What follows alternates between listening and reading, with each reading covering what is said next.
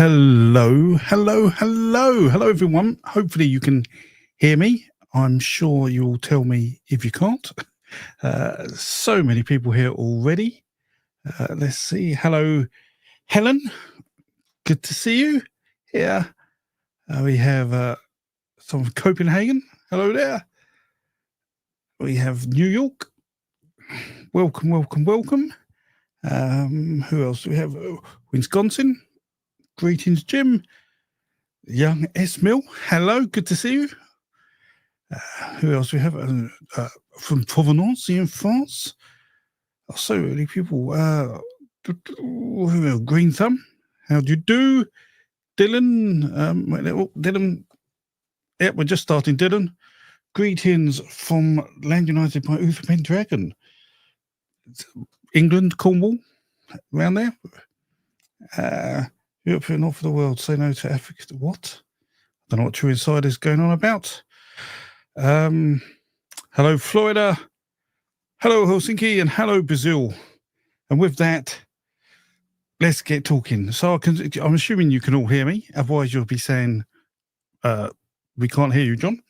So today is another question and answers session because there were so many last time I did this, so many. So what I would say is if you wanted a question definitely answered, put it in a super chat because then it comes up on the screen and I will see that. But equally, if you do just want to ask a question and don't want to do a super chat, which is fine, could you write the word question at the start of your prompt, and that way I will know that it's a question and it'll be easier for me to see. So I hope all that makes sense. We have people from California, Herefordshire. Hello. Also, what I'll give people a few minutes. I'll just witter on a little bit whilst people are joining. So I'm going to talk today a little about how you can start off studying myth, because I get that question a lot. What books to read? What do I do? Things like that. One moment. Sorry. Just remove someone who's I think's been not necessarily appropriate for this channel. We're talking about myths and having a nice welcoming place. So yeah, I'm going to talk about myths. What people mention what books to read and what they can do to find things out. And so we'll be going over a little bit of that. And partly that is because I've done lots of work over the last year on the Mythology Database. And there's some big things coming in that. They're there now, but there's some opportunity to really leverage the data in it, which I want to show you all. So hopefully you'll find that useful. And I'll take you through a few tools you can use as well. So hopefully you'll find that of interest. So I can't see any questions yet from Brazil. Hello, Brazil. And Tennessee. Hello, Brett from Tennessee.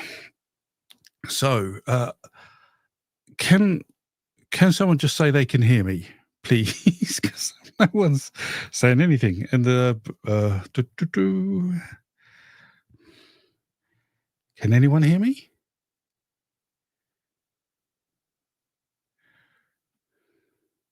We can hear you. Excellent, Brett. Thank you so much. I'm not talking to myself. That's good. Loud and clear. Yes. Thanks. Thanks, everyone. So, yes, sorry. It's because people don't realise that all I see is I've got a camera in front of me and I've got you off to the side. So I don't see the chat really and things like that. So that's why. So where should we start? So let's start with some books. So one of the questions I always get asked is, what books do you recommend for someone who wants to study mythology? And that's a bit like asking someone maybe to recommend a cookery book if someone likes cooking, or it depends on what you want to eat. It depends on therefore it depends on what you want to cook, and so that depends on the books. So it's the same with mythology. There are very few books that covers the whole mythology across the world, because to do so would be significantly difficult and require multiple volumes. I mean, I have sets of encyclopedias from people like Eliada, which I think are about 22 volumes just discussing the gods of the world. So it's really difficult to do that. But two books I would recommend, and if you've watched me for a long time, you'll probably know about these. The first is a generic book by Witzel, Michael Witzel. Now, Michael Witzel is head of Vedic studies at Harvard. Very hard man to get hold of. But he wrote this book about the origins of the world's mythologies, and he basically divides the world into two lands, or two sort of parts, and discusses how he can tell sort of myths have originated in different parts and evolved. And he focuses primarily on creation myths and some myths that evolve from that, like flood myths. But that's a good book. It's relatively cheap and very accessible, and that's really important because academic books tend to be ridiculously expensive. Absolutely, it makes no sense why they are so expensive.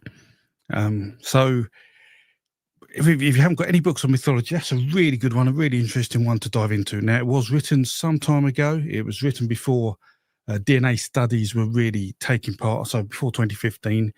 Not that that has affected too much of that book, but some of the details you could question nowadays, especially about migration routes and dispersal routes. So that was one book. And the other book I'd recommend because of my focus, which tends to be, I started studying Anglo-Saxon mythology or literature, and then Old Norse literature, and then European literature before going into Proto-Indo-European, which tends to be my core knowledge base. A great book, again cheap, is Comparative Mythology by Jan Puvel. Really accessible. It divides the landscape, and it doesn't just cover the Indo-Europeans. It goes off into the Near East and it covers it by culture and explains sort of similar, or comparative mythology, similar aspects of each culture in each one. So you can compare cultures, and then he has stories at the back of that book or essays about different aspects that happen within a culture, like the divine twins, for example, and how they developed.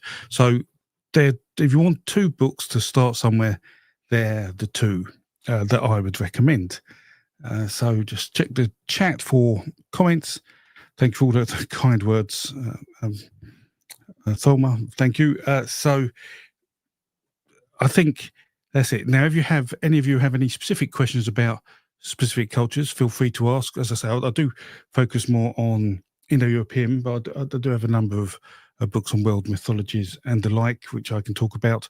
Now, the other thing to talk about as well is studying the stories. Is what type of story are you studying? Are you studying a myth, or are you just interested in a sort of type of story, perhaps folklore? So we're not talking about historic stories here, or sort of non-fiction. We're talking about sort of fictions, and there's a difference. Well, there's sort of a difference between folklore and myth, which I've mentioned a number of times before. So what we find is that myths tend to be stories that are sacred. They tend to mention a god or some sacred truth within them. So some cultures will believe those stories as though they are the truth. They are, but it doesn't mean that those stories are actually factually correct. It's just they're the truth, because that's what religion does. Where folklore has sort of two meanings. So folklore can encompass every story ever. That's sort of folklore with a capital F. So if you talk to a folklorist, you ever do a folklore course at a university, and they talk about folklore, they will include myths within folklore, and they may well get into the nuances of what's the difference between a myth and folklore, and there is no agreed definition. There isn't a sort of a standard where everybody abides by, but I believe my version of myth being sacred is a very good generic one for myth, but works very well. But then you get folklore with a sort of a small f, which is stories you may think of old fairy tales, for example. But those aren't necessarily folklore. Old stories aren't folklore. Old stories are just old stories. Folklore are stories that are told by the people. So anything that people tell again and again. So you could put some arbitrary rule around it. Let's say if a story's been told for 3 generations, that's folklore. But that isn't necessarily the case. But any story that's told by the people is folklore. So you could argue that songs sung in a sports stadium. So in England, we were very fond of football, where we have the round ball, not the football that the Americans carry and isn't round, and they don't really use their feet. But in football, we have lots of chanting, lots of songs. Those songs you could consider are folklore because many people sing the song and they're passed on. So the definition of what is folklore and stories is really quite broad. So it's really good to understand what sort of story you're after, because it can then help you define sort of the scope of books you need to look at. Now, I see there are a couple of questions, so I'll do my best to answer these. So let's go on. First one, John Bullpitt. Question: best book for Australian Aboriginal Foundation myths and stories. Now, that is a great question. I have a couple of books. Can I see them from here? But none, I would argue, has I would consider sound academic stories. So what I will do for people who have book stories is, John, I will come back to you and I will show you the Mythology Database later. And let me put Australia down as a note, because that way I can show you how to find out what books other academics have used to get Australian myth and study it. That would be the way to do it. Could I do that now? Should I do that now? That will save me. No, let me do it now, and then I'll come to you, S. Mill, in a second. So, if you want to find out, it's a really great question. You want to study any culture, you want to find out a book, then I have the Mythology Database. So let me just make sure I can log on into it myself. So let me present. Present. Share screen, and I want a window. And I want that. So hopefully you can all see the Mythology Database. And in fact, what I'll do, I'm going to make a little bit of noise. Excuse me for a second whilst I try and get another screen working. I should have been far more organised here, but if I can get another computer screen working, this will be easier for me to show you what's going on.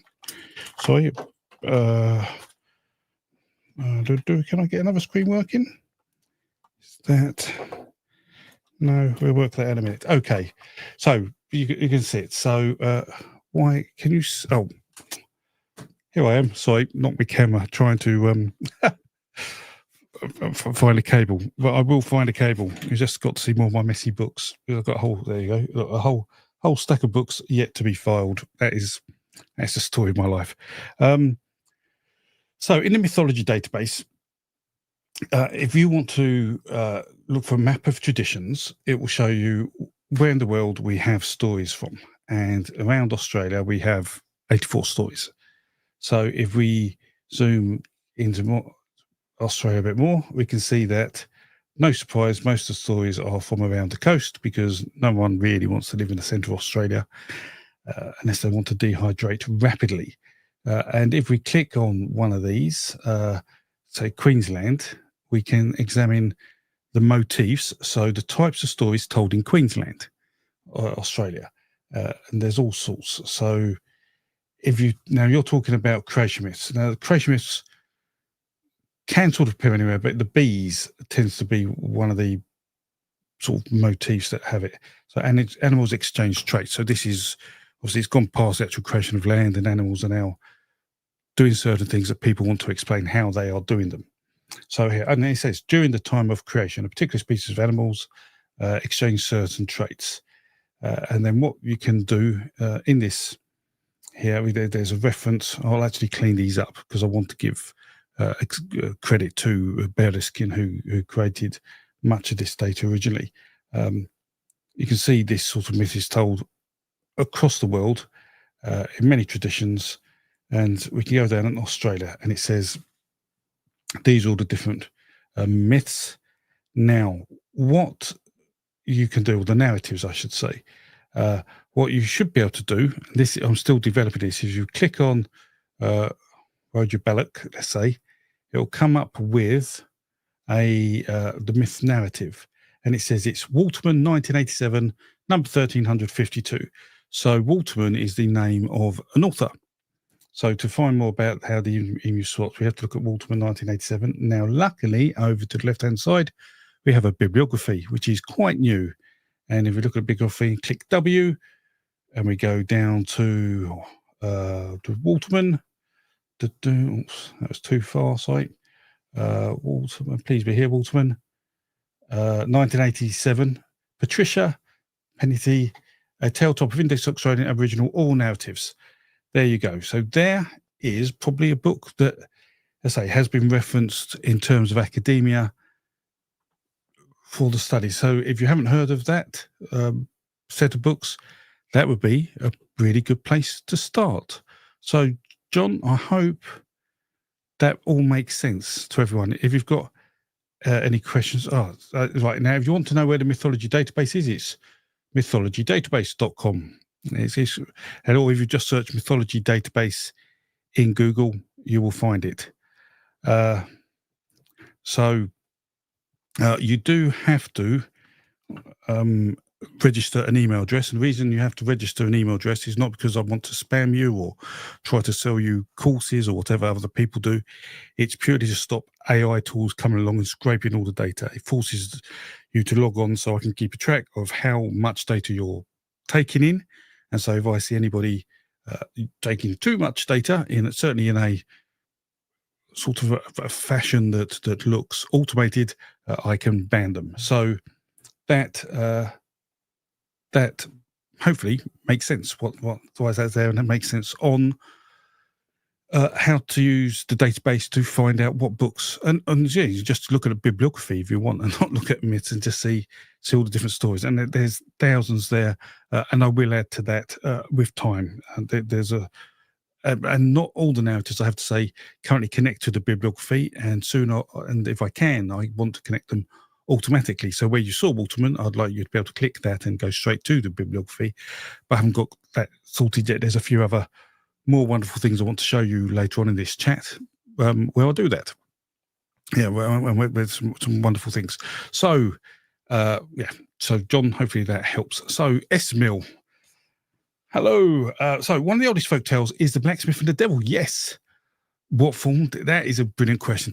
What form did the devil take thousands of years before Christ? So, in effect, the Blacksmith and the Devil is meant to be almost as old as Proto-Indo-Europeans, as Pi. So maybe 5,000, 6,000 years old. So when the Yamnaya culture is sort of starting to expand. And it's odd because this story here involves a blacksmith. And if you're talking 4,000, let's say BCE, maybe an extreme, maybe 3,000, well, we weren't meant to be metalworking at the time. This confused people because the story is such that the blacksmith, if you're not familiar with this, the blacksmith sells his soul to the devil in order that he gets the ability to join any two materials together. And in the end, he tricks the devil by joining the devil to a rock or a tree. And the devil wants to escape. And the blacksmith said, well, I can only escape if I can have my soul back. That's the gist of it. But we're wondering, why is there a blacksmith in this story when we're not doing metalworking? The Copper Age has yet to appear, or the Bronze Age. So what happened then after this is that there was a discovery of metallurgy happening, the very rudimentary type of where we find at the bottom of pits in archaeology, sort of metal ores melting, and it looks like they were being played with. So, there is a chance that something was going on there. But in terms of the devil himself, I don't think there was actually a devil figure as we'd recognise them, a sort of a Satan, a sort of the red devil with the horns.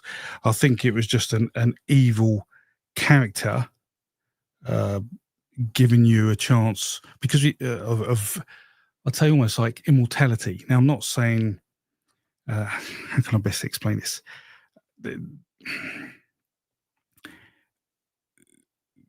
The shapes of our gods had only just become anthropomorphic.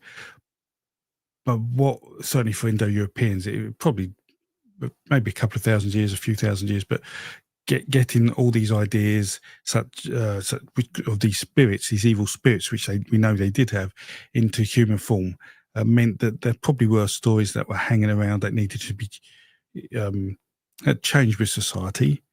And so maybe the adoption of an evil spirit, because the winds through the trees, the howling winds, things like that, that people thought were evil spirits, when they change into figures like real people, they would have had the same properties, evil properties. And so rather than having a devil, where did this figure come from? It's probably come from some anthropomorphic version of something nasty, which suggests that this sort of idea of a devil figure, a bad figure, is very old indeed. This is pre-Zoroastrianism, and Zoroastrianism was the religion that brought in good and bad. The idea that the universe started with good and bad. Most creation myths, everything's happy and fine and life is dandy, but there's Zoroastrianism that brought in this, and then that fed into the Near East and the Jewish religion. So yes, so that's my thought, Esmil, that the devil figure was probably some anthropomorphized spirit that people were slightly scared of, that could give them certain powers, which is slightly odd because the sin of the soul sort of, sometimes you feel like it gives you immortality, other times it gives you a gift. So even if it was immortality, perhaps it's also related to snakes, but I can't see how off the top of my head. But I am now wittering. But yes, that's what I think. It's an anthropomorphized evil spirit like the wind coming along, which does evil things, and we tended to sacrifice things for balance, and people wanted to sacrifice their ability, an ability, and it may not have been the soul originally either.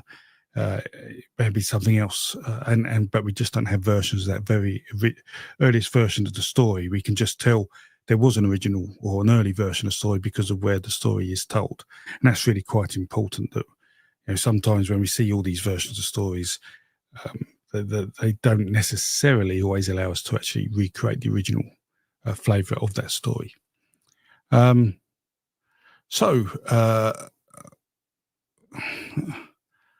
Any questions? Sorry. So if you've just logged on, in the last 15, 20 minutes, if you have a question, could you write question at the start of your comment? That way I don't miss it.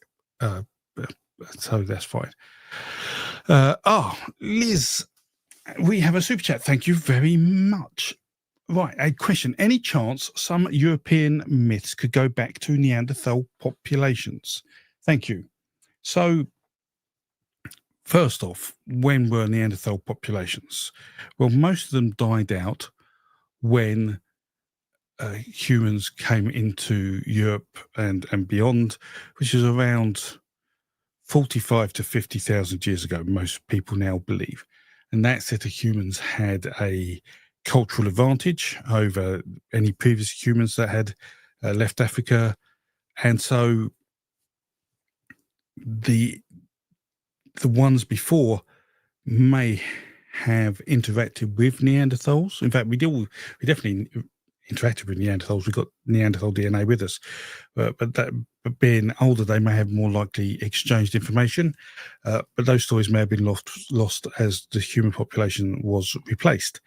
Now, that didn't give us much time to interact with them. So, whilst the age of stories may go back to the time when Neanderthals were alive and in their last throes of existence, and that we definitely feel there are stories that are 50,000 years old, and actually Bearskin, you're Bearskin, who provides some of the data for the Mythology Database, has a paper coming out probably early, middle of next year, because it's in peer review at the moment, in effect, proving or giving us confidence that these stories, there were stories that are 50,000 years old plus. Whilst there were stories from that time, whether those stories were from Neanderthals is incredibly difficult to say. Now, I am also of belief that Neanderthals and humans weren't that different.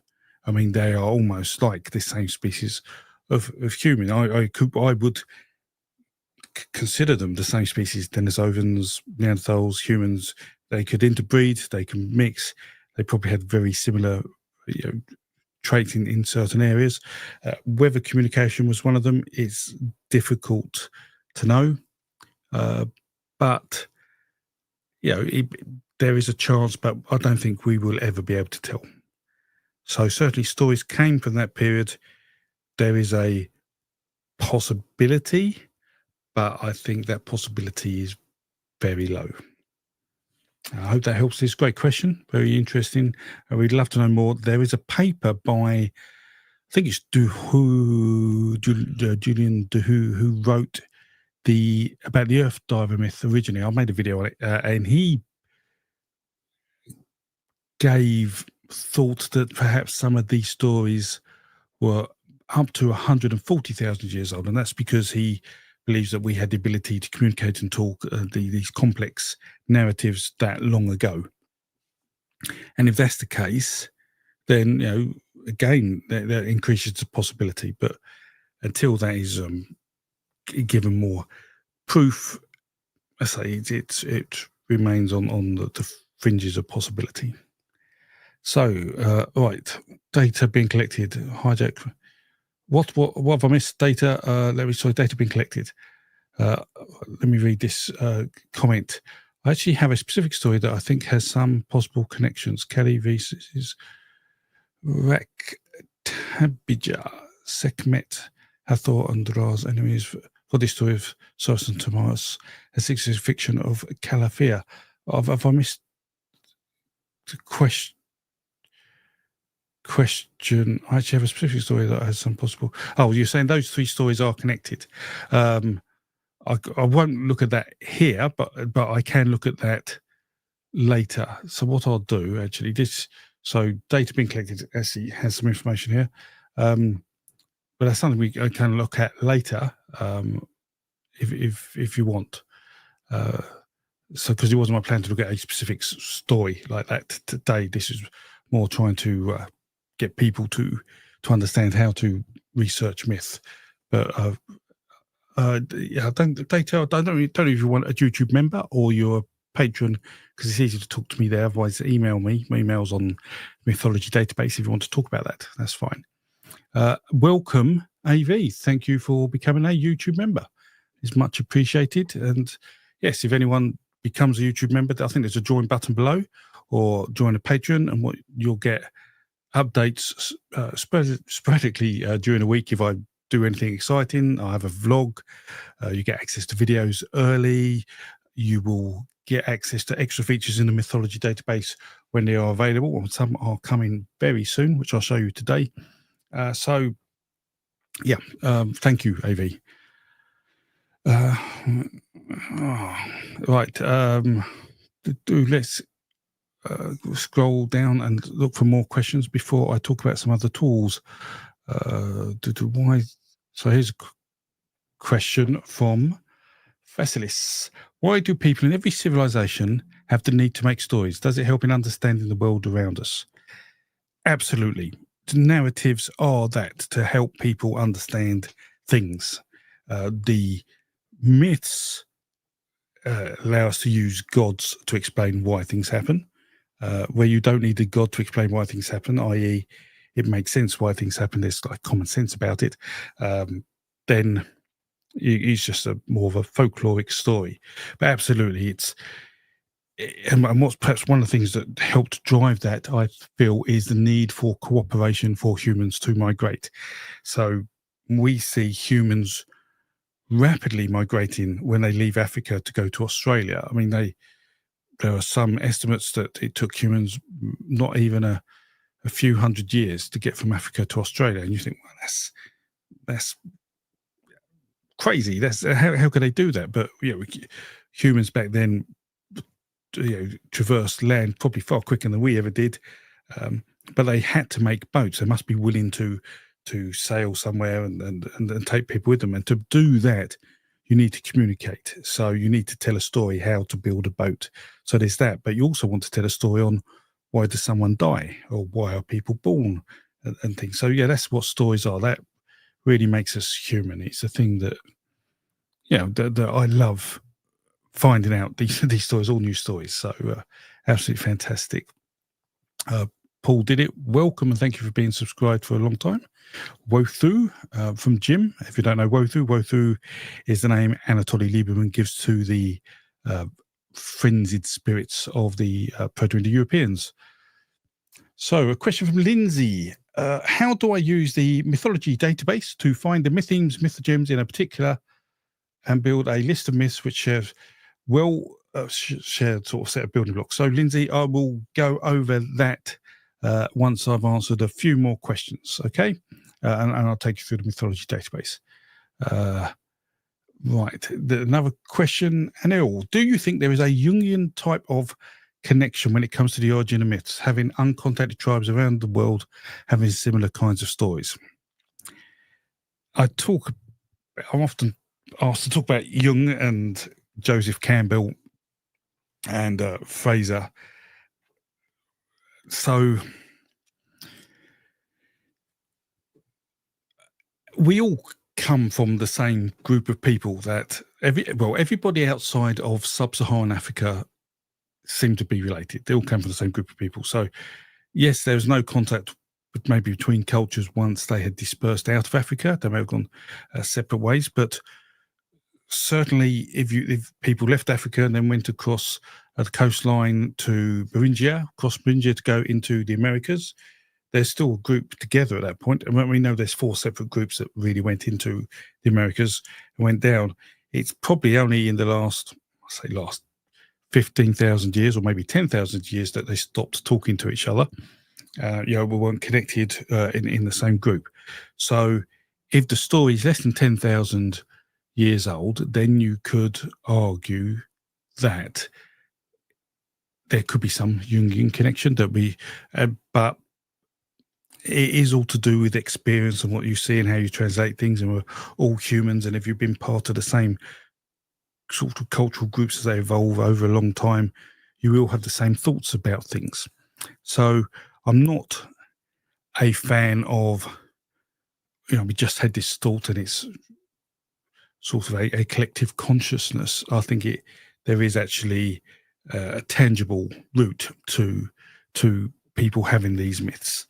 And sometimes there is coincidence that people may think of the same thing, but generally I think there is a tangible root source for the feelings of particular things that allows us to interpret things the same way, even though we haven't necessarily had interactions with other cultures that are near us.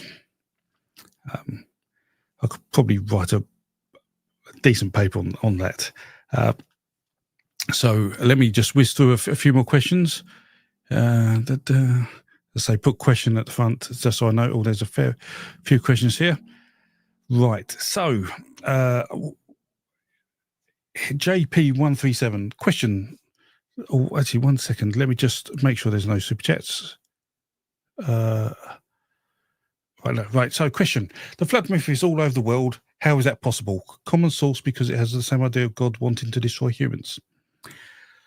Well, I am going to remake my video on the flood myth.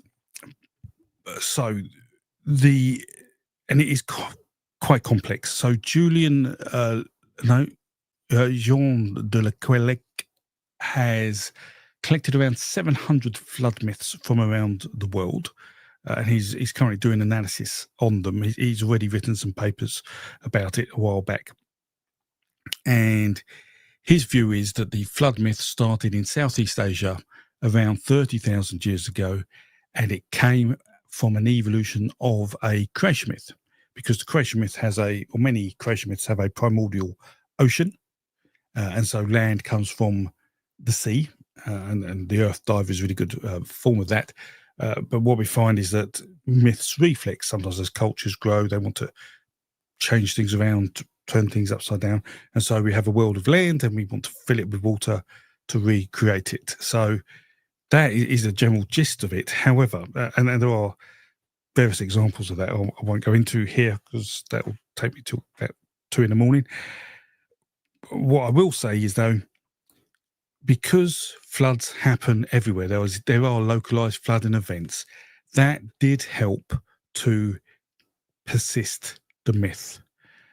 And so it's very easy to think, oh, all these different cultures had floods and that must be the reason they're tending the flood myth. But actually, no, the flood myth was a creation myth turned on its head, but because people were having floods, they could relate to that myth and take it and evolve it. So that's why they're flood myths. Now, it's also worth noting there isn't flood myths all over the world. There are very few flood myths in sub-Saharan Africa.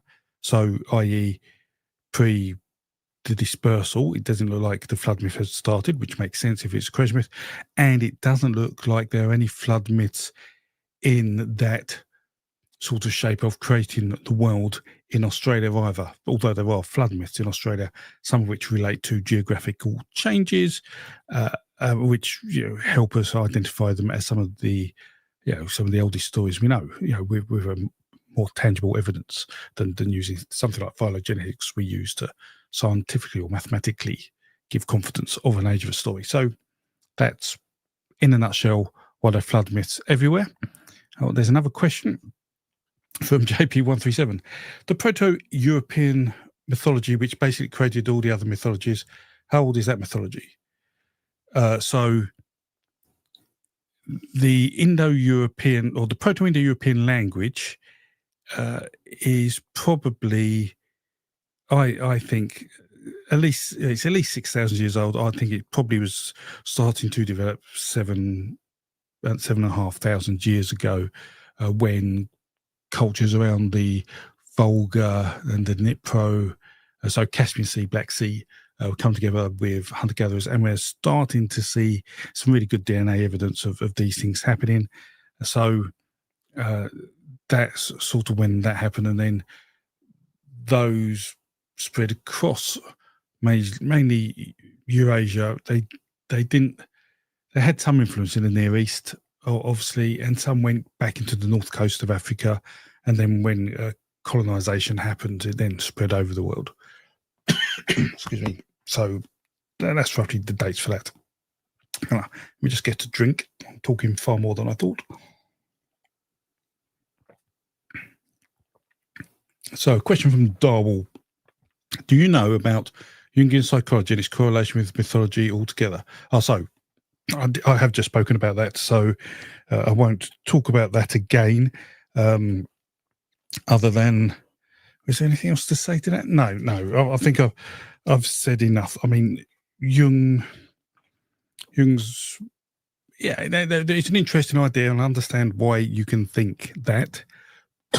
but I think evidence today makes us feel confident that we know that there isn't this. Well, I feel there isn't this consciousness that we share. It's a tangible source. So what I'm going to do, because there's lots of I will come back to the questions, everyone, but I just wanted to talk about the Mythology Database, at least the Mythology Database, if not other things, just to show you some of the things that are coming up, if that's okay, because I'll just rest my voice a bit for that. So what I'll do, because there's some big changes that have happened on the Mythology Database. So if we, let me go back to this page. So if you sign on, now you'll actually get, I've got some buttons here. You'll actually probably see more buttons. This is happening because I own the database and I get access to facilities. But if you're going a YouTube member or patron, you'll get these in the next week or so. And what we can now do is we can now use some logic in the searches. And by that, it means you can use and I'll explain this, ands and ors or nots. So you can ask for a database, sort of research it as let's say dragons and horses, for example. You could do dragons and horses and not, I don't know what, penguins, for example, which is a weird set of myths to look for. But as you can see, nothing in Antarctica way, so obviously no penguins. But you can do narrative searches like that, which is great.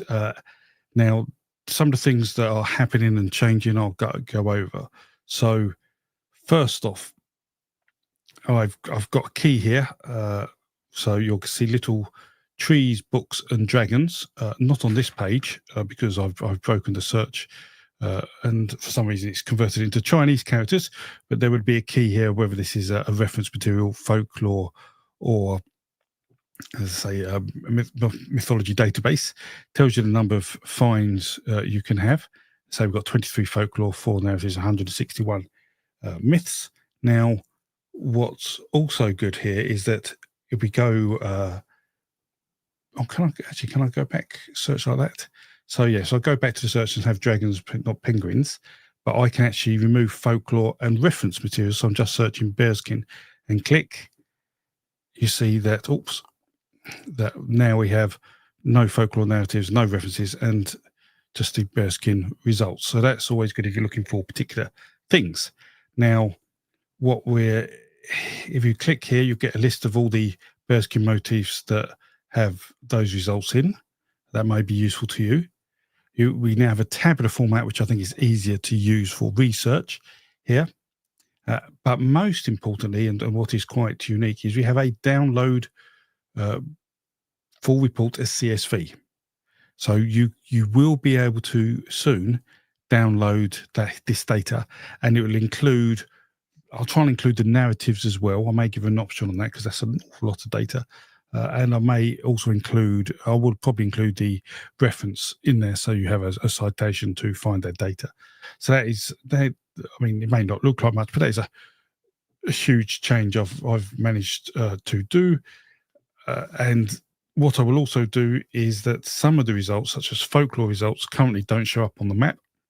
And I hope that certainly next week or two, I will fix that so you'll get an even better view of the dispersal of stories that relate to that. Because, and the reason for this is that the bearskin data is well managed in a way that it's allocated to traditions, and we know where the traditions are in the world.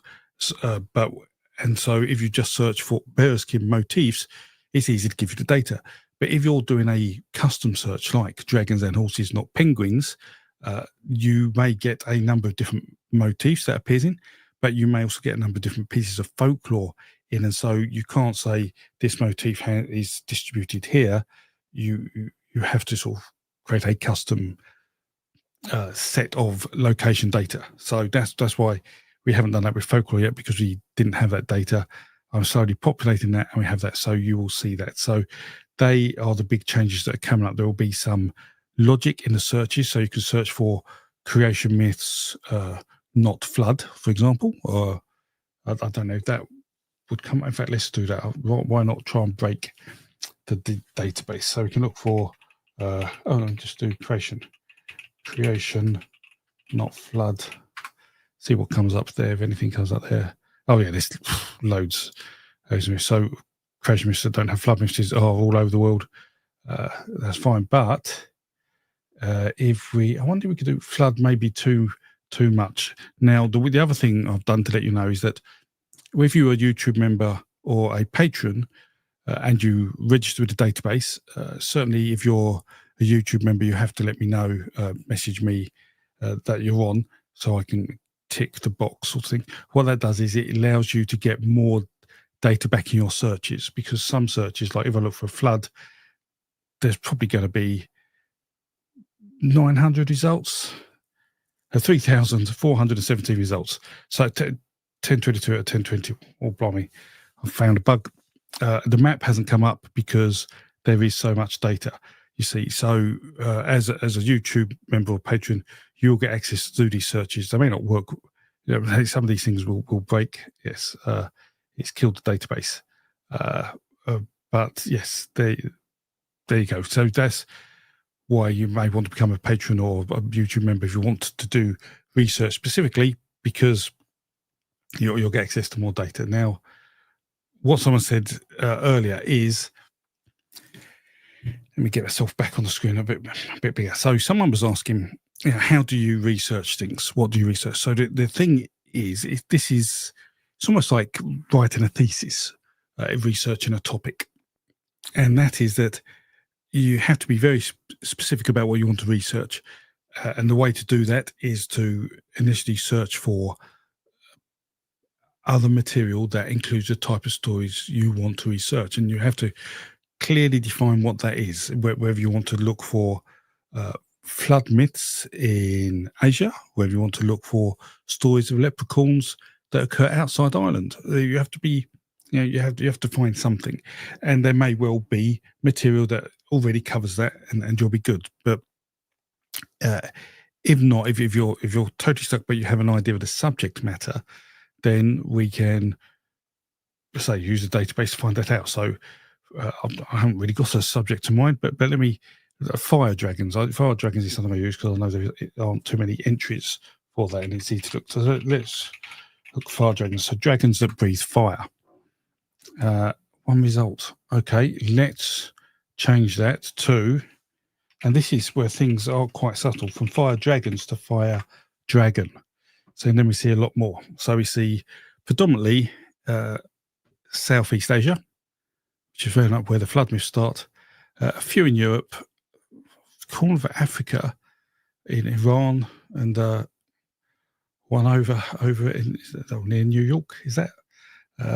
So let's say, so then you get all the motifs where this fire dragon appears. Now, the motifs themselves relate to different types of stories. So if you're interested in just fire dragons, that's one thing, but you're probably interested in a type of story. So then that gets you down to the sort of motif you want to look for. And I'm pondering putting in an advanced search where not only do you put the information, the text in, but you can actually stick only search this motif. I don't know if that would be useful because there's 3,000 motifs, so it'd be quite a drop down box.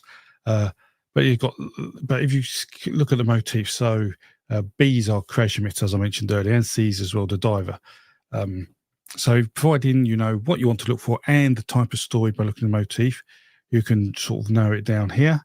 Let's say you are looking for a creation myth like a Primordial Waters Earth diver type thing. You've got one in C6. This is in Seneca, and you click the research narrative. And as I mentioned before, you get the actual narrative, or much of it. I mean, some of these are slightly corrupt and they will be fixed with time. There are literally hundreds of thousands of these now, and it's a challenge to amend them all. So I'm doing my best. So just bear with me, and I will get to them. So it gives the motif, gives the tradition, but it then gives you the book to find it in. So what you can then do is find a copy of this book and then read the myth, and then that may well have access to other data. So it's just a sort of narrowing down process. I am again on here just to let you know I'm trying to formalize the citation formats to be more appreciative of Berskin's work. So you'll see this here. So it looks quite complicated, but basically there's and this isn't, I've basically given him credit for everything in the database that's in the myth section because I haven't kept track of what I've added. So basically there's this basically thanks to Berskin and his database, which I last accessed in 2024, and your access is in the database today in July. And this is the URL you're accessing. This is the URL above it that you can find on the original database if you can read Russian. So I think with that probably explains the key changes I had, say the logic and the searches. And I will, where we have this search and you can put these logics, and you may be able to use parentheses as well. And I don't know if people want explanation of how to use logic, but certainly in academia, you should be quite familiar with using logical definitions within your search. I may say add other limits or other tick boxes, maybe just search narratives and not search titles and author names and things like that, because if you just want to see inside stories, I could do that. And I say could have a drop down list if you just want to look for a particular motif. So that's where I am with that. There are other tools I would like to show you tonight, but let's see how time goes. So I hope you're all still with me. I'll go back to questions. And if you have questions about the Mythology Database, now's a good time to ask. But let me go back to Pedro, and then I'll look. See, there's no... Oh, block. So I didn't realize there's so many chats. Right. I'm not going to get to all the questions, I don't think, tonight, but I will do my best. Right, so question, why primordial gods weren't worshipped like later gods in a pantheon? Primordial gods. So, okay, primordial gods weren't necessarily gods. It does depend on the story and the culture. More normally, primordial beings were there as material or a device to make the cosmos, being primordial, rather than being something there that was then worshipped later on. Normally, the gods then appear later. And in fact, the very earliest stories we have, or not some of the early creation myths we have, say in the beginning there was nothing, not even a god. So gods are then created from the universe in time. So there's also the thing that we find the gods before agricultural farming or before sedentary behavior, so before humans started living in communities, tended to be more spirit form more often, and certainly the further back you go, the more likely they were to be of spirit form, or animistic, so in a way not anthropomorphic. And so they're not anthropomorphic, you don't necessarily place them in a hierarchy you would expect a society to have. Once you're in a society, you have anthropomorphic gods, you can place them in an order that looks like the society, which is what you get. So that is really why we have that pantheons and the like aren't were created as they were. Data being collected, yes, please share it. Message me and just say we'll have a little chat. That sounds interesting. Right, let me whiz down. Oh, welcome. Well, Paul did it. Thank you very much for joining. I appreciate that. Let me whiz down through questions. Now, so some of these were written quite a number of minutes ago, so about half an hour ago. So I've sort of lost the thread of what they may mean. So there we go. Bear with me. Right, question, Brett. Hi, Brett. The Immortality Key by Brian Murescu, which you mentioned before. What do you think about this hypothesis of shamanic hallucinogenic influence on classical mystery religion?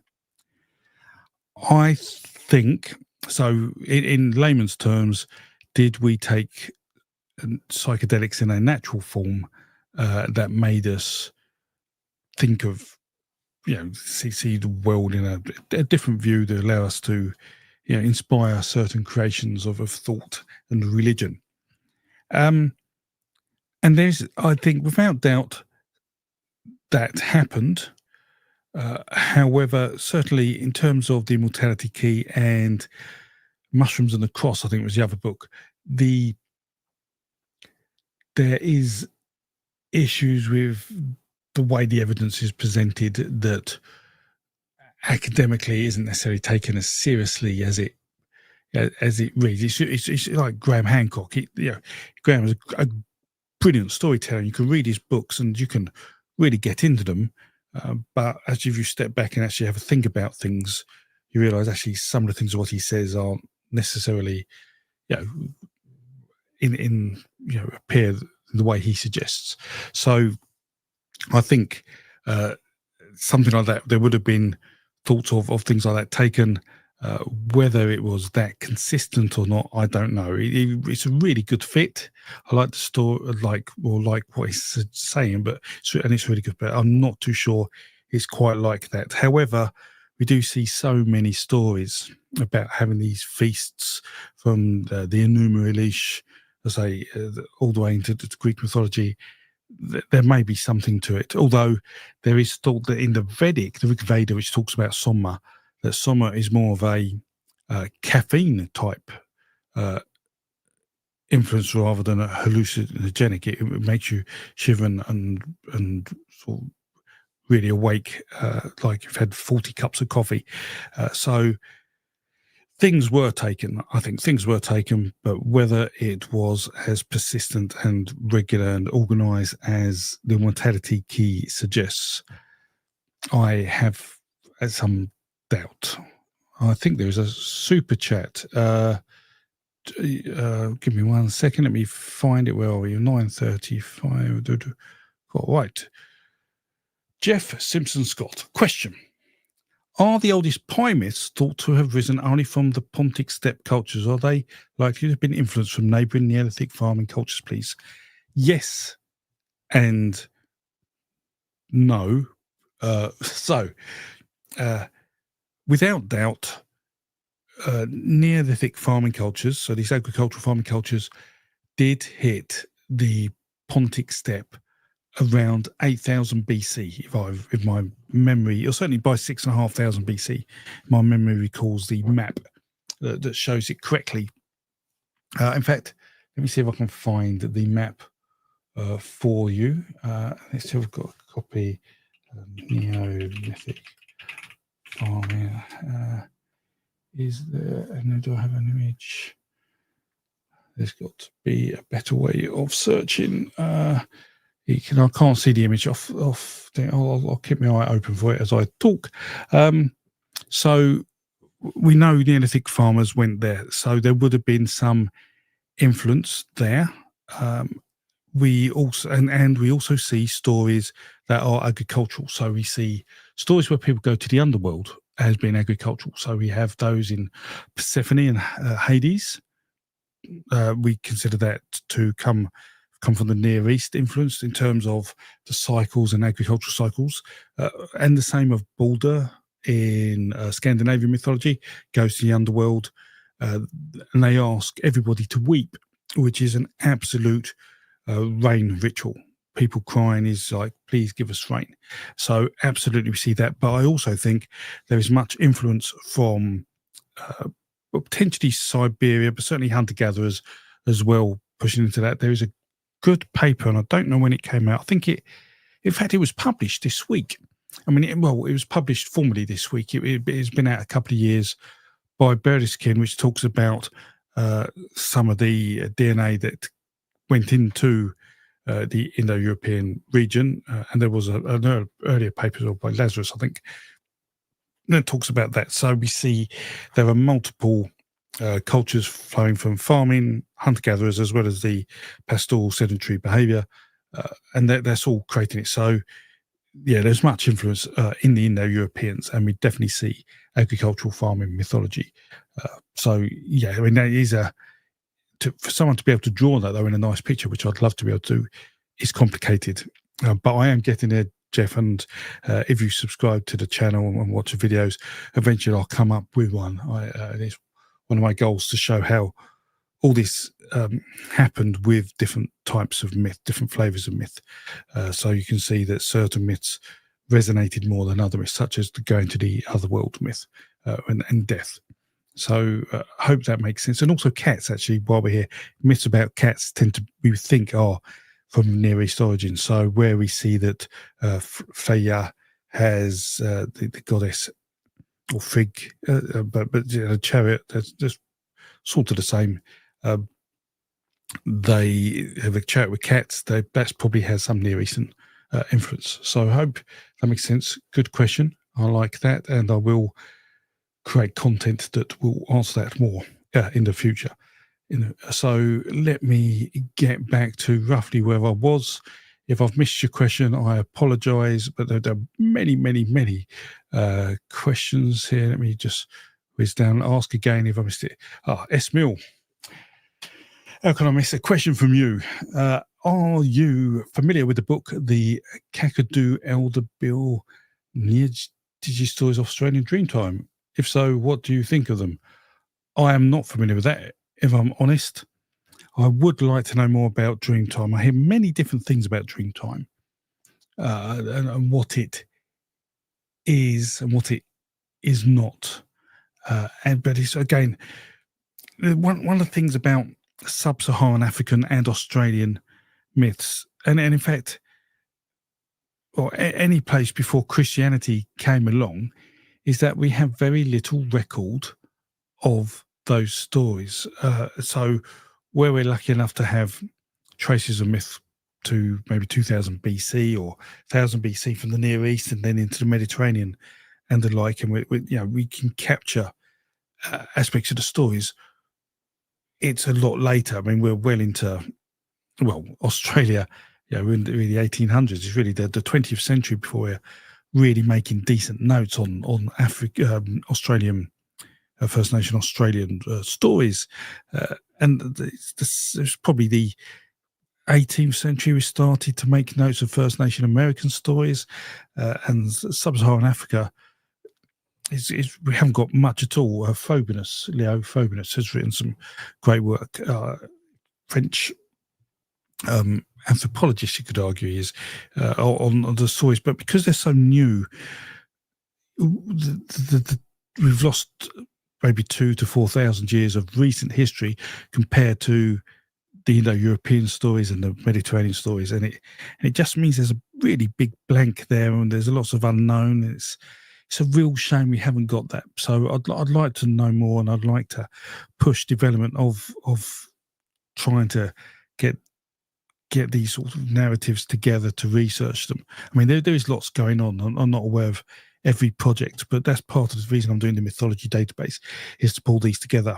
And actually, one of the things I haven't shown, but I will happen this year, and hopefully sooner rather than later, is that people will be able to submit their narrative stories there, providing it's got the appropriate references to that story, like source material and the like. So yeah, that's I'm not familiar, but I wish I was. I will look those up and read them when I get time. So let me whiz down. Right. Good Ovlan Mendez. Right. How can we trace the origins of the first myths back to Africa? Are those myths older than the expansion of Homo sapiens? So I've sort of touched on this. So the last major expansion out of Africa was around 45, 50,000 years ago, and those humans had a cultural advantage that wiped out every other hominid in the world outside of excluding sub-Saharan Africa, although there's so much diversity there, which is another one of the issues we have in terms of understanding all different cultural myths of Africa. But they came out and wiped out all the other people. So we can feel confident that any myths there that are told across the world outside of sub-Saharan Africa, if we see them in different continents, we can have a reasonably high confidence that they may well have come from that original group. However, this Jungian type theory, that people sometimes think of the same types of stories, that you like to trickster figure or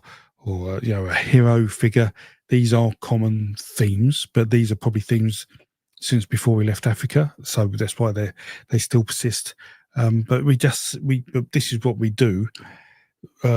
Some myths we trace back using phylogenetics, so we can see how they grow, and we can sort of evolve, and we can take various versions of myths back and see them go from the Americas into Siberia, into sort of Central Asia, and then we think, well, they must, and if we see them in Europe as well, then we've got to think perhaps they came out of Africa if they're that old. And yes, so they must have come, well, before we left Africa, some of them, and some, as I say, Jean de Le Quellic is talking about 140,000-year-old myth, which had to be out of Africa.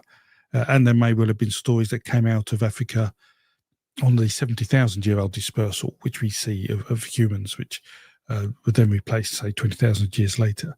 So yes,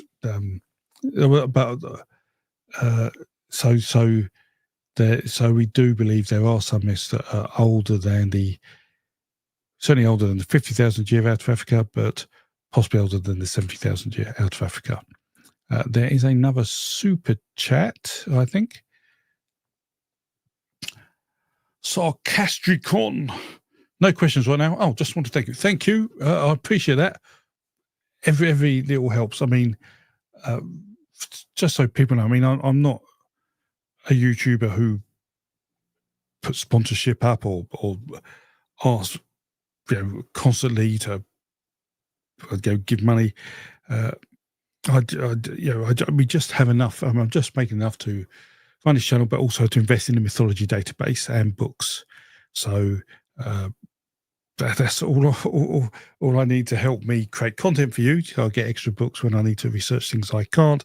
But the Mythology Database, which helps me personally, it makes so much difference to me, but it helps so many other people as well, as an added bonus. This is why we do that. So it's all appreciated, all the support. So let me come down. Right. Man of Jacuzzi is an interesting name. Questions. What do you think about the Proto-Indo-European night sky god Uranos or Uranos, Greek Uranus and Vedic Varuna? What do I think? Well, I'm going to make a video on them, so I don't want to spoil that. But Uranus is not attested to specifically, but it would make sense if that god was there, a god of the night sky and a god from where Uranus then comes from. And it's quite interesting because we see in the Greek crash myth for Uranus, after Gaia has her children, that he sort of just disappears and doesn't figure anymore. So it seems like even by the time of the Greeks, his purpose has pretty much faded out of much of mythology. But we'll be talking about her more. The Uranus is in European would be her, we believe, if she existed, in a future video, probably in the next month or so. Right, let me, I'm just looking for the word questions. So I'm scrolling rapidly down, just to catch up on everything. And then I'll show you maybe another tool if I get a chance that if you're researching would be really useful. Yes, please tap the like button if you want. Okay. Right. So another tool I think I'd like to share with you that not many people may be familiar with is a tool. Let me log on before I show. Can I log on? Mythology. There we go. Right. So let me share this. So it's a tool called Lit Maps. So there we go. Lit Maps. So I use this to keep track of papers, and there's lots of tools out there, especially with the AI boom, that suggest they can help you research.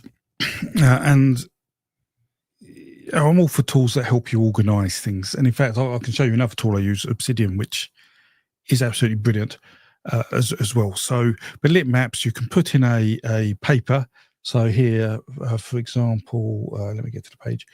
Lincoln's 1975 paper, one of my favourites, where he first talked about the Indo-European myth of creation, and it tells you about that. The DOI, it tells you links to the paper he released at the end of last year, 50 years later, where he expands that, saying it includes things like the enumeralish, which I talked about probably a few years ago, before he was writing this, and he talks about Thoth, I think it is in Egyptian, in the cattle raiding myth and the like. So it's a really good tool for understanding how papers are related, what cites each other. If you click on sort of an author's name, see all the papers he has written, not just in this database. I have, let me just go to World Mythology. This is Lithuanian, the Who, a little bit of Bearskin, just to show you how many of this is linked together. And we do have to be really careful here. So where we see, I mean, how can I explain it? Many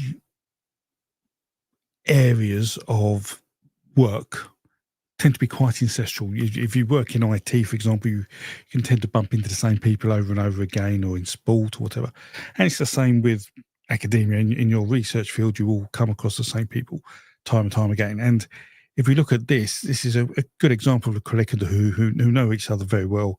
Berskin, who works with them too, all writing papers that seem quite interlinked. And so, whilst they are self-supporting each other, and that's important, it also means we have to really do proceed with caution when using their work to ensure that they're not, in effect, going back indirectly to their old work to support their current theories, which is really quite easy to do. And you see this in, it happens all the time. Fraser's The Golden Bough is a prime example of that, where he, so most people think the Golden Bough is a single book you can buy off Amazon for like £8. But it isn't. It's a multi-volume set. I'll bring my version out maybe in the next live chat so you can see how it is. And it just makes so many assumptions of things based on his earlier assumptions of things. So by the end of it, he's agreeing with himself that things must be the way they are because he's already thought about it, when in fact he was just thinking about it. He didn't have proof. So you really have to be careful there. But it's a really great tool for keeping track of papers you're researching and the like. Baldwin's uses Tarot and Mendeleev, as a reference tool, to keep your papers in. But I've really liked this to help me find new papers and that relate to what I'm discussing. So that's Litmaps. I think there is a free of charge. There may be a free of charge sort of level on it. If you're in academia, you can get a year's subscription for like, it's equivalent about less than about $9 a month. I think it costs about $100. If you're not in academia, they charge you a fortune. So try and get an academic email address or something.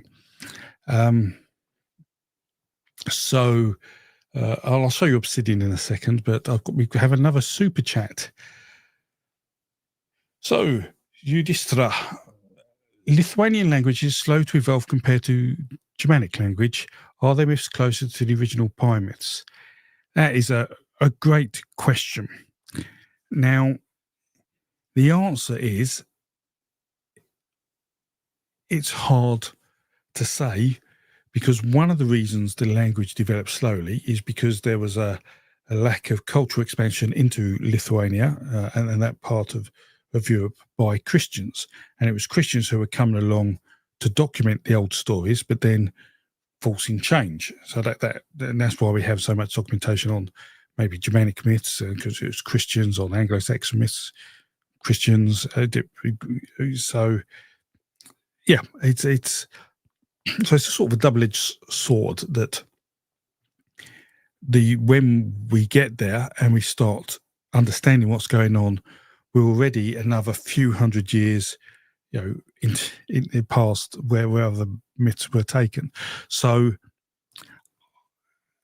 what you then also find is that what was happening in Old Norse, there's some synchronicity going on. There's some adaptation of religious thought and myth to try and fit in with what's going on in society and the influence coming in.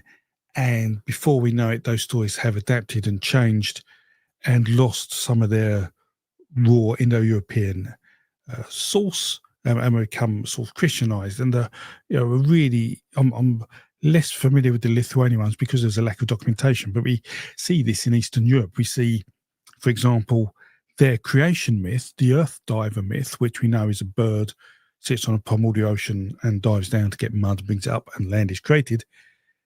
That is changed to have God and the devil doing it. So, in effect, God asked the devil to dive down into the sea and bring mud back up to be land. And he tells the devil to bless in the name of God the mud as he comes up, and the devil doesn't do that, and the mud falls away, and it happens 3 times. And eventually the mud gets to the surface and lands. There'll just still be mud, and they sleep on it. And then the devil tries to roll God out of the bed, was then sleeping on this mud, and as God rolls around, he spreads the mud everywhere to create lots of land, and the devil doesn't realise what's happened until the morning, and he's like, oh no, I've created lots of land in the name of God. So basically we see a really old primordial myth that has nothing to do with the Abrahamic religion get transformed into one that is absolutely linked to God and the devil. And so we see this sort of happening all over. You start seeing myths change and gods change to adapt. So this in the Slavic, you see the black and white gods, which some Slavic people think are a Christian invention, but others think are original. So yeah, it's confusing. We're not sure. Without doubts, there may well be elements there, but I don't think enough research has been done to allow us to feel confident that we can say that. Although I'd love it to be true, I really would. And I wish there were just more books on Lithuanian folklore. It's just certainly, I don't know the Lithuanian language, and I think I've only got one or two books that are translated into English. It's very limited. Thank you for that question. Very good question. Right. The question, right. John Little, question, is the hero twins myth specifically North American hero twins? I mean, there are we're called divine twins, so which aren't the same as primordial twins across Europe, which seem to be quite sort of, I'd say more Indo-European focus. We don't necessarily see it so much in the Abrahamic or Near East, but I'm not too sure the First Nation American myth I'm less familiar with. So I don't know, John. Is the answer to that? I don't know. But we do have twin myths of heroes like Castor and Pollux, Hengist and Horsa here certainly in Europe. So the answer is probably no. All right. So someone's got. I love obsidian. Let me quickly show you obsidian, another tool. I'll show you actually my real obsidian. This may be a mistake. You see how messy my head is. So obsidian is a free tool you can download, and let me do stop screen, present, share screen, window. There we go. Right. So this is obsidian. So it is what we call a markdown language. So it's basically text behind the scenes, lots of little text files. And basically, you can make notes on lots of things. I won't bore you too much now. And there are sort of libraries you can get for it. I use a library called sort of System Sculptor Function, and that's AI. And that allows you to do in-context search across the whole text I've got, which is absolutely brilliant if you've got lots of text now. What it does, if I click on... there's a graph view. What it really does, boom. These are all the notes I've got on mythology. And as you can see, they're sort of linked. So mythology, boom. But they're linked. So if you look at here, big one, Nordic mythology, it shows you link to other things, and it links to this. Let's say Nordic gods, which are linked to one up here, which is Tyr. And so you can see that how all my thoughts and notes are linked together. And within each of these, so if we pick one, Abraham, let me pick something. I know there's something decent. The Indo-European creation myth. If I click on that, then I've got all my notes on the Indo-European creation myth and sort of other myths I can connect it to, and papers about that. And a really good book, actually.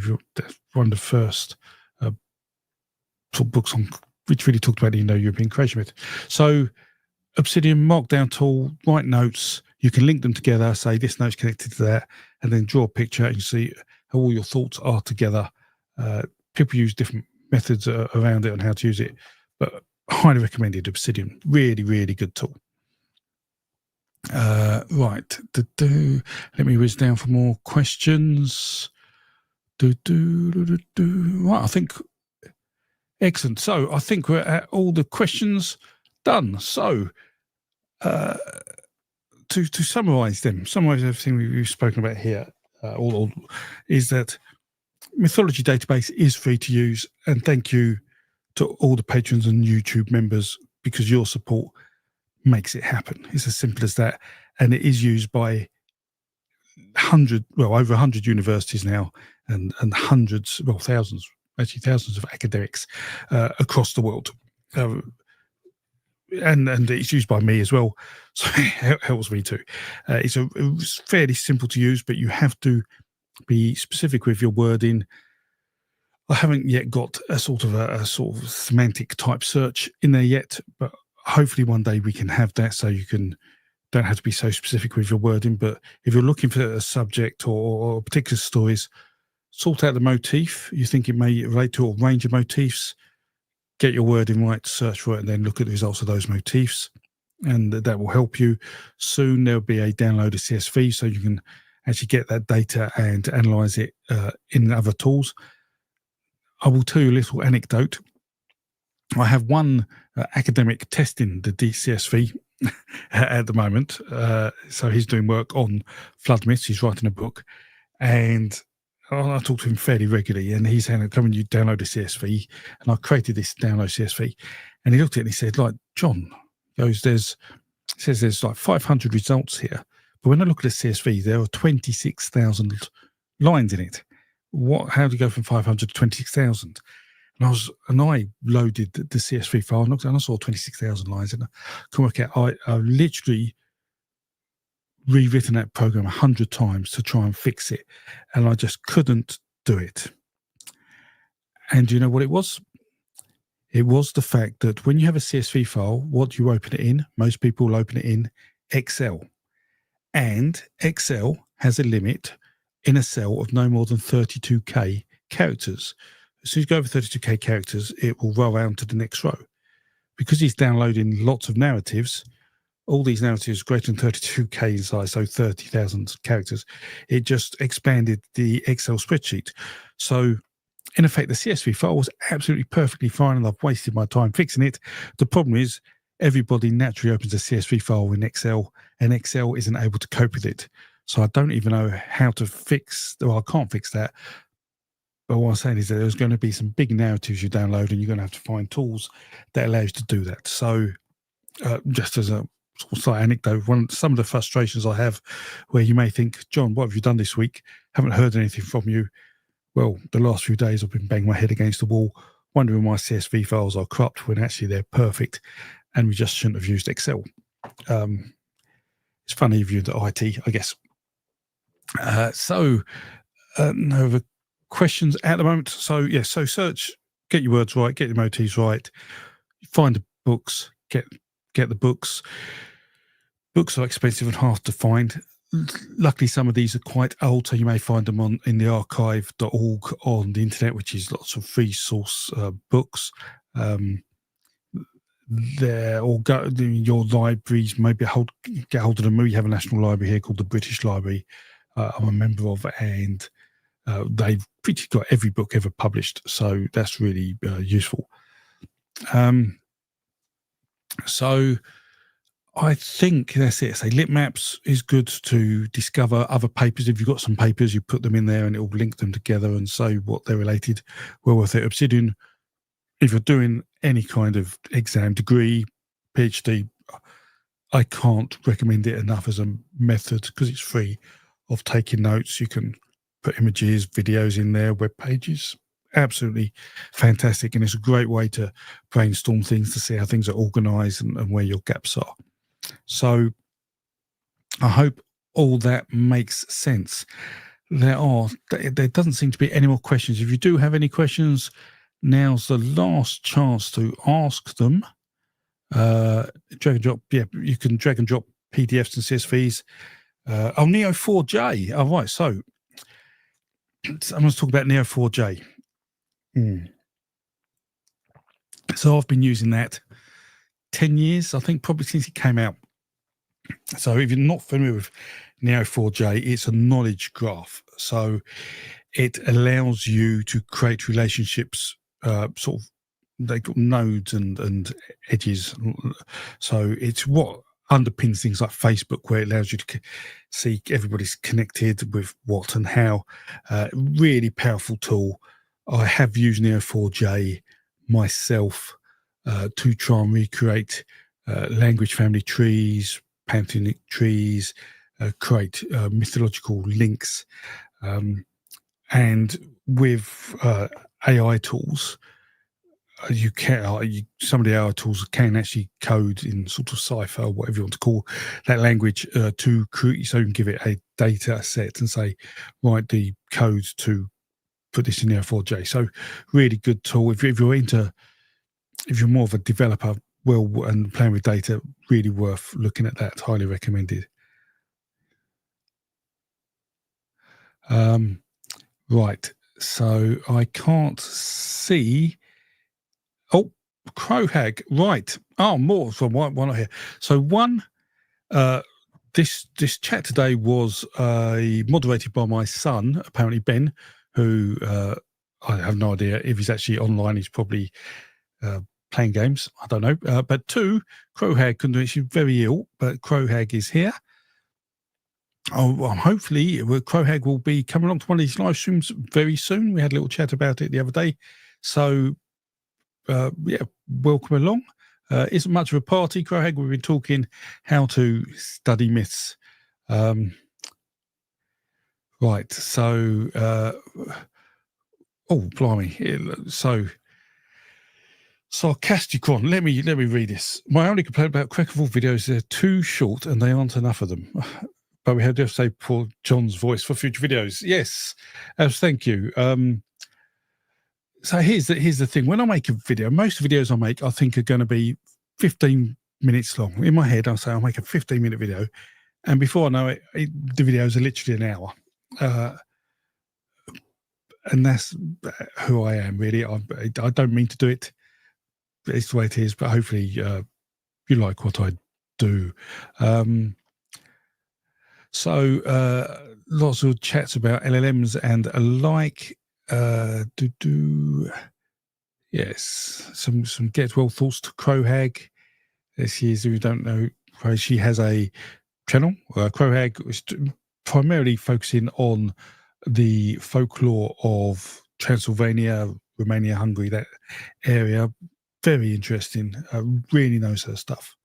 So if you don't know, if you like to hear stories, she's got a lovely voice. Go follow Crow Hag and watch a video. She does lots of shorts as well and Instagram. So I think no one's asking any questions. So I think with that, hopefully you found that useful. Oh, there we go. Well done. Oh, let's do this. Right. So are myths about human sacrifice over 15,000 years old, since there are ones like this in the Americas that date before Europeans came over to the Americas? So, yes, I think human sacrifice has been going on for hundreds of thousands of years. So, why do I think that? And that is due to mortuary behavior. So, the birth of religion to me was because of death. The religious thought is because people are thinking, why did my child die? So my mother die, and you get emotional. You can't help get emotional, and that, ask why? And I think that's where religious thought came in. Now, we can't prove that because we don't have access to religious thought 100,000 years ago or whatever. But what we do see is mortuary behavior, which is what we consider sort of burials. So where we see a body buried deliberately, in a deliberate posture and with objects, we absolutely can feel confident that is a ritual behavior, that is religious thought there. Now, I know we're talking human sacrifices, but bear with me. What we find is that one of our earliest mortuary behavioral sites, which relates to a number of Neanderthals. I think it's about 400,000 years ago. I think it's in Spain. I think it might be called like the Pit of Death. The pit doesn't seem to have been deliberately dug, but bodies were put in the pit, and all those bodies were killed in exactly the same way, I believe, which was a blow to the head. So to me, that there could be a suggestion of ritual behaviour, ritual and sacrifice in that, because a blow to the head will probably kill you. So it's a great question, Esmil. I do think it's if you have to get something from the world, what can you give to do? If you're in desperate need, what do you give? And you give a human life. And so, yes, I think it's over 15,000 years old, and the earliest site is the Spanish mortuary behaviour site. Great question. Another question. What do you think the first myth was before spoken language? I don't pull my finger, bless, or something. I don't know. We know it must be about death. Again, you see animals respond to death in a way they don't respond to other things. Cows, when their calves are taken away, mourn. Elephants who lose, other members of their herd mourn. Chimpanzees mourn. I think the first myth, the first story, the first emotional belief, these things is death. I really do. It's a bit morbid, but that's it. There's a lot to say about that, and I have spoken about it before, although I do get a bit emotional. But because it means a lot. We are humans, and we have these storytelling things, and things drive us. And that's one of them. Definitely one of them. Many thanks. Hello, thank you, John. Thank you, everyone. Yeah, thank you. Everybody saying thank you. So, yes, thank you. There is obviously a bit of speculation in that, but I say it's my own opinion based on what I know. So, with that, thank you for listening, for all the questions, for all your support, all the members who've joined. Cheers, Esmil. Thank you so much. As always, you always ask great questions. Yes. Lots of some more text coming up, I think. So, thank you. I'll let you all go now. We've been on for about an hour and a half, which is it was a great chat. Hopefully you learned something. Please just comment on this video if you want to learn about anything particular. If you've got any questions, data being collected, send me an email about that chat you were talking about. And for everyone,